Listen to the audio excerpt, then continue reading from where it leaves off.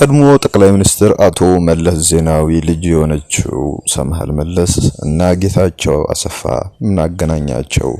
በዚህ ጉዳይ ዙሪያ ለእናንተ በሰፊው የምናቀርብላችሁ ዘገባ ይኖረናል። ሌሎች መረጃዎች አሉ። ስለምትከታተሉን በእጅጉ እናመሰግናለን። ሰብስክራይብ አድርጉን። ሰምሃል መለስ ባለፈው ሳምንት ትግሃት ከሚባል የዩቲዩብ ቻናል ጋር ቆይታ አድርጋ ነበር። ያ ቆይታዋ በዋናነት ትኩረቱን ያደረገው በህወሓት አሁናዊ ሁኔታና በትግራይ ባለው ወታደራዊ አፈሳ እንደዚሁም የተለያዩ ጉዳዮች ላይ ነው።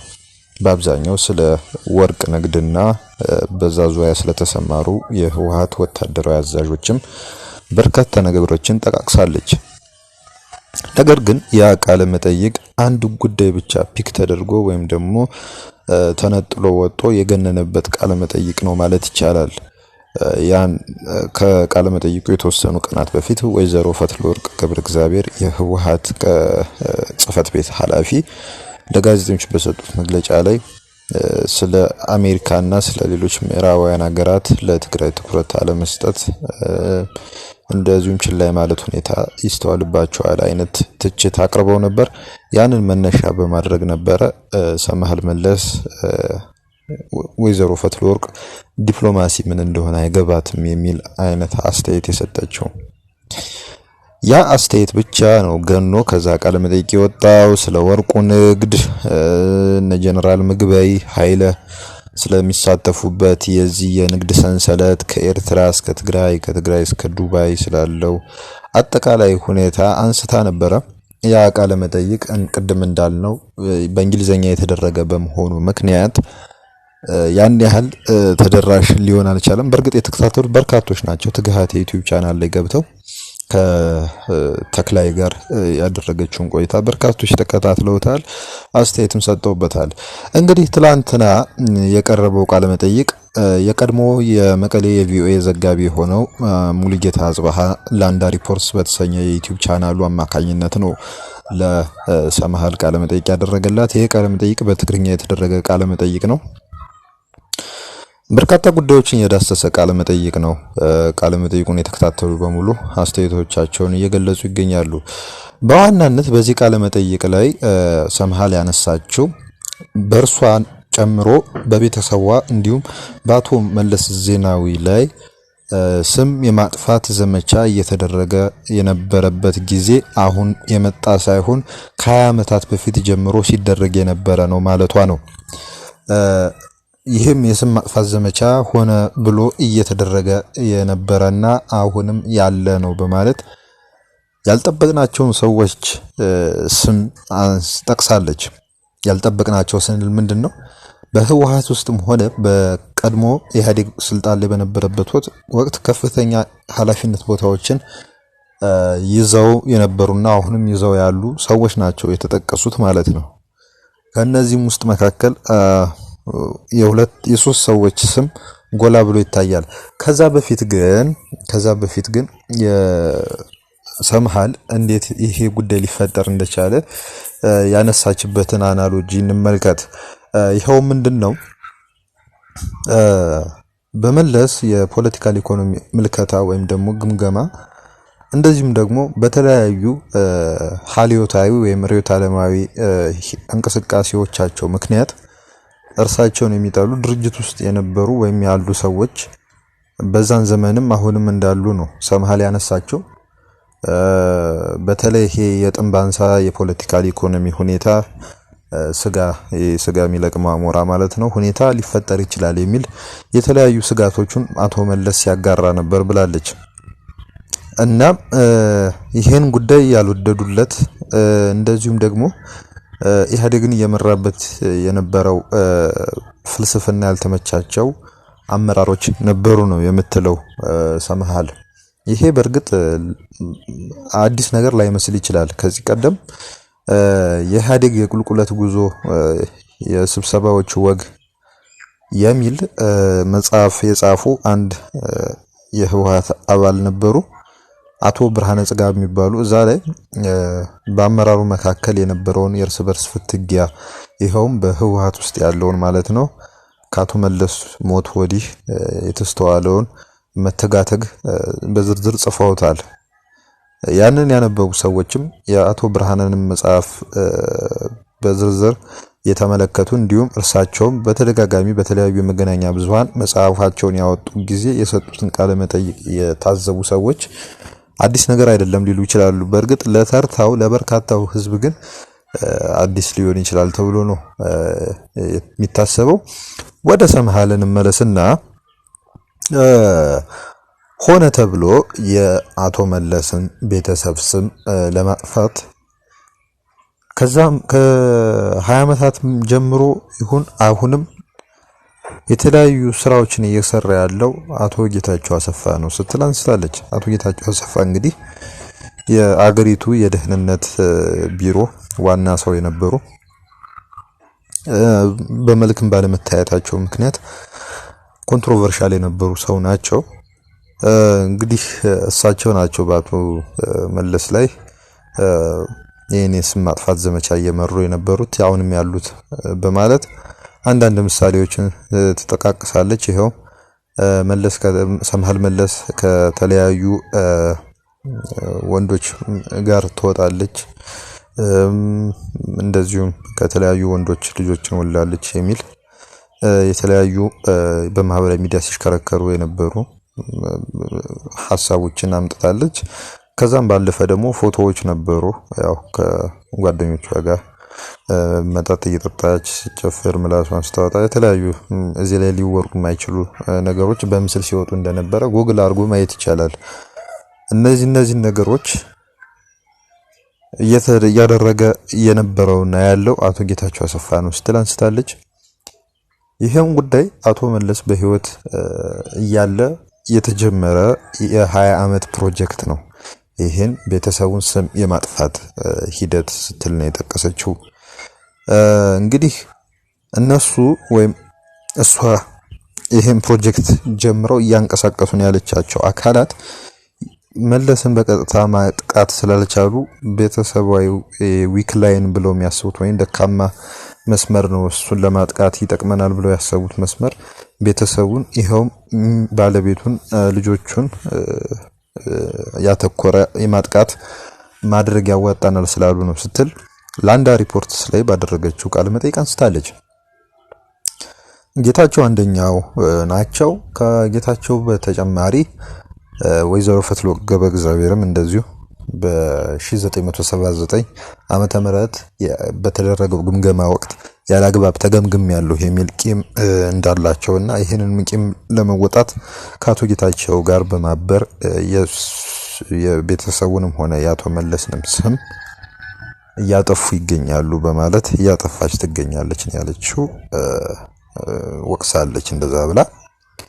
ሌላኛው ደግሞ ያሁኑ የህወሓት ፕሬዝዳንት ወይም ሊቀመንበር የሆኑት ዶክተር ደብረጽዮንም በ1993 ዓመተ ምህረት እንግዲህ ወደ ማይጨው ተጠርዣለሁ ከነበርኩበት ከፍተኛ ኃላፊነት ቦታ ወደ ማይጨው ተልኬ ዝቅ ተደርጌያለሁ በማለትም እንደዚሁ ቂም አለባቸው በማለት ተጠቅሳለች። እንግዲህ እነዚህ ሰዎችን እንግዲህ ከዚህ ቀደም ምትችበት ምክንያት እንግዲህ ይሄ ነው ማለት ነው። አሁን ፈትለ ወርቅን ቅድም እንዳነሳንላችሁ ዲፕሎማሲ አይገባትም ስትል የወቀሰቻቸው ሌሎችም ጉዳዮች የሚመጡት ከዚህ ሐሳብ ነውና ይሄ ቂም አለ ማለት ነው። እስካሁን ድረስ ያልተፈታ ቂም አለ እንደማለት ነው።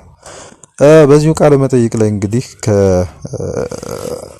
የተለያዩ ነጥቦችን አንስታለች። ቅድም እንዳልናችሁ ከነዚህም ውስጥ አንዱ ህወሓት አሁን ካለበት ቅርቃር ወይም ደግሞ አሁን ካለበት አጠቃላይ ደካማ ሁኔታ እንዲወጣ የአቶ መለስን የፖለቲካ ፍልስፍና መመልሶ መያዝ አለበት፣ በእርሱ መሰረት መንቀሳቀስ አለበት ስትል ተናግራለች። መፍትሄው ቀላል ነው፣ ይሄ ነው መፍትሄው፣ ወደዚህ ከተመለሰ በእጅጉ ለውጥ ይመጣል አይነት ሐሳብ ነው ያነሳችው። እንግዲህ እዚህ ቃለ መጠይቅ ላይ የህወሓት አባል አይደለችም ሰምሃል ማለት እሷ ከምትናገረው አንፃር ነፃ ዜጋ ናት እንጂ የህወሓት አባል እንዳልሆነች ነው የምትናገረው። ነገር ግን ውድብና በትግርኛ ማለት ነው ወይም ደግሞ ድርጅታችን እያለች ነው ስትናገር የነበረው ማለት ነው። ትንሽ ይሄ ፓራዶክስ ሆኖብናል ሲሉ በርካቶች ሐሳባቸውን እየገለጹ ይገኛሉ። እንዴት የአንድ ድርጅት አባል ሳትሆን ድርጅታችን ለማለት ቻለች የሚሉም ሰዎች ተነስተዋል። ከዛም ባላይ ደግሞ አሁን የጠቀስንላችሁ የአቶ መለስን ፖሊሲ ተግባራዊ በማድረግ ድርጅቱን ማከም የሚለው ሐሳብ በጣም ሲምፕሊስቲክ የሆነ ነው። ህወሓት ራሱን ሲገመግም በሙስና በአካባቢያዊነት በሙስና ኔትወርክ በእጅጉ በስብሻለሁ ብሎ ነው ከ2008 ዓመተ ምህረት ጀምሮ ራሱን ሲገመግም የነበረው። ስለሆነም መፍትሄው በዚህ ብቻ ይሄ ፖሊሲ በመተግበር ወይም ደግሞ ፖለቲካል ኢኮኖሚውን በመቀየር ወይም የፖለቲካ ርዕዮተ ዓለሙን በመቀየር የሚመጣ አይደለም። ይሄ ሲምፕሊስቲክ ነው ብለው የተቿት ሰዎች አሉ። የሷ ምላሽ ምን እንደሚሆን እንግዲህ አብረን የምናየው ይሆናል። እንግዲህ ወደ ወታደራዊ አፈሳው ጉዳይ እንገባለን ማለት ነው። ባለፈው ሳምንት መቀሌ ውስጥ ከባድ የሆነ ተቃውሞ እንደነበር የምታስታውሱት ነው። እንግዲህ በመቀሌ ከተማ ልጆቻችንን ለወታደራዊ አፈሳ አትወስዱም በሚል ተቃውሞ ያሰሙ 10 እናቶች ለእስር መዳረጋቸው ተነግሯል። እነዚህ እናቶች ተቃውሞውን ካሰሙ በኋላ ወይም ተቃውሟቸውን ከገለጹ በኋላ የተለያዩ ማስፈራሪያዎች እየደረሰባቸው እንደነበረ ይሄውም ደግሞ እስከሚታሰሩ ድረስ ቆይቶ እንደነበረ ተነግሯል የማስፈራሪያ ሁኔታ። ሆኖም ግን ትላንትና ከትላንት ወዲያና ትላንት የህዝባዊ ስብሰባ ተጠርቶ ነበር እነሱ በሚኖሩበት አካባቢ። እናም እዛ በህዝብ ፊት አዋርደው ሰዎችን ወይም እናቶችን ለማሰር ጥረት ተደርጎ ነበረ፣ ግን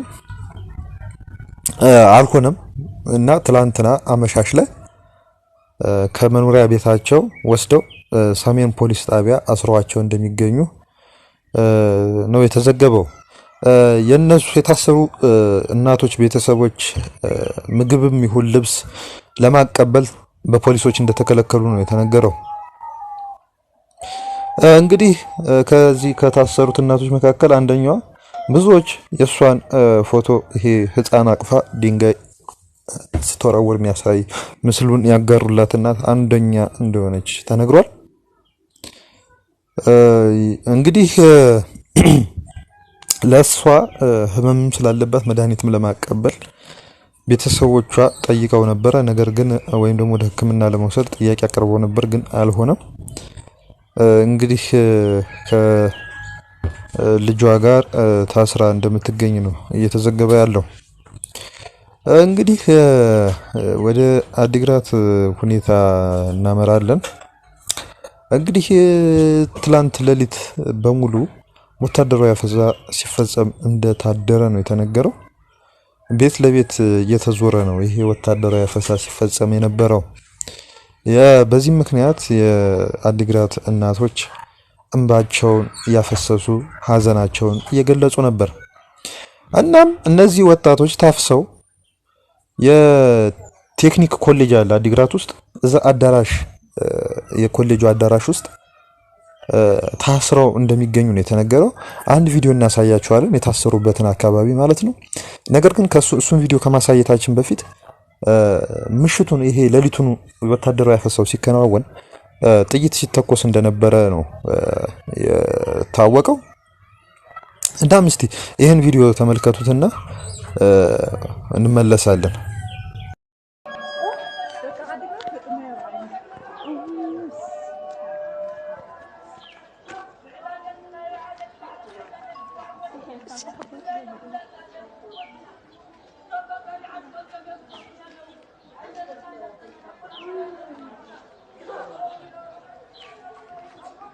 أتقوى لك دس من ده واي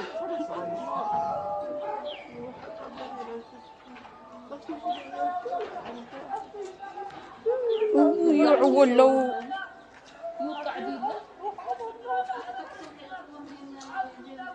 أتحيد ممكن بجن رمانيرو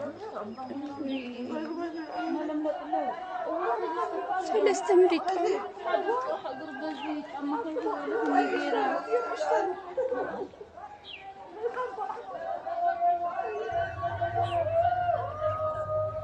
በቪዲዮ ላይ እንደተከታተላችሁት ነው እንግዲህ ያለው ሁኔታ። ሌሎች አዳዲስ መረጃዎች ሲኖሩ በዛ ዙሪያ ተመልሰን ወደ በኋላ ላይ ወደሚኖረን የመረጃ ሰዓታችን ላይ እናቀርብላችኋለን። ወደ መጨረሻው መረጃ እናመራለን። የሱዳን ጦርነት ላይ ነው የምንገባው። የሱዳን ጦርነት ላይ እንደምታውቁት አብዱልፈታህ አልቡርሃን የሚመራው የሱዳን አርምድ ፎርስ እና ሐምዳን ዳጋሎ ወይም ሄሜቲ የሚመራው የአርኤስኤፍ ወይም የፈጥኖ ደራሽ ኃይሎች እየተፋለሙ ይገኛሉ።